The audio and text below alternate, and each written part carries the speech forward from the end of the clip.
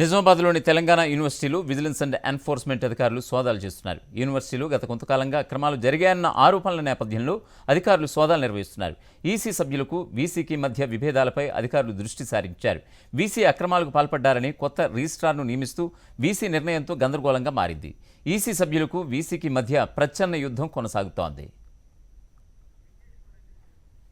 దీనికి సంబంధించిన పూర్తి అప్డేట్స్ ఇవ్వడానికి మా ప్రతినిధి విఘ్నేష్ ఫోన్ లైన్లో అందుబాటులో ఉన్నారు. విఘ్నేష్, రాధాకృష్ణ, తెలంగాణ యూనివర్సిటీలో బిగ్ బ్రేకింగ్ అని చెప్పుకోవచ్చు. ఎందుకంటే చాలా కాలంగా పెద్ద ఎత్తున ఆరోపణలు వెలుగుతున్నాయి, అక్రమాలు జరుగుతున్నాయని చెప్పి విద్యార్థి సంఘాలు కావచ్చు, విద్యార్థులు పెద్ద ఎత్తున ఆందోళన కొనసాగిస్తున్నారు.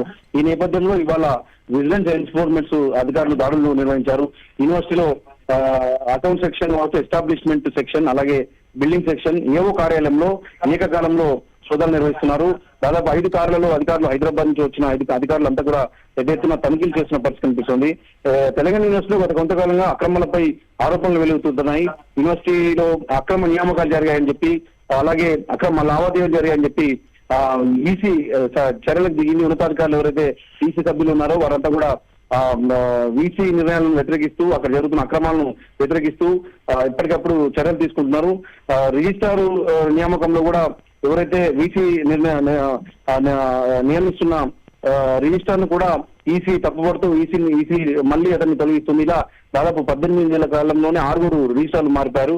ఈ కొత్త రిజిస్ట్రార్ ను నియమిస్తూ ఇప్పుడు తాజాగా నిర్ణయం మరోసారి వీసీ నిర్ణయం తీసుకున్నప్పుడు కూడా మళ్ళీ తొలగిస్తూ యాదగిరిని కొనసాగించాలని ఈసీ చెప్తుంది.